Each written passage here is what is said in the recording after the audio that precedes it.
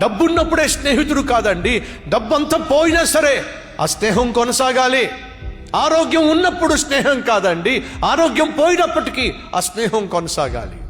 మంచి స్నేహితుడు కేవలం నీ దగ్గర డబ్బున్నప్పుడే కాదండి, నీ పక్కన చట్టా పట్టాలు వేసుకుని తిరిగేది, నీ చేతుల్లో నీ జేబులో చిల్లి గవ్వ లేకపోయినా సరే నీతో మంచి స్నేహితుడుగానే ఉంటాడు. మంచి స్నేహితుడు అంటే నీ చదువులో విజయం సాధించినప్పుడు మాత్రమే కాదండి, ఆ మంచి స్నేహితుడు నీ చదువులో ఫెయిల్ అయిపోయినా సరే నీకు అండగా నిలబడేవాడే మంచి స్నేహితుడు. ఇంటర్వ్యూకి వెళ్ళి ఇంటర్వ్యూలో విజయం సాధించి మంచి ఉద్యోగం సంపాదిస్తే పార్టీ ఇచ్చేవాడు కాదండి, ఉద్యోగానికి వెళ్ళి ఇంటర్వ్యూలో ఫెయిల్ అయిపోయినా నీకు పక్కనే ఉండే తినడానికి తిండి లేక అల్లాడిపోతున్న సమయంలో తాను కలిగి ఉన్న దాంట్లో నీకు పెట్టేవాడేనండి మంచి స్నేహితుడు అంటే.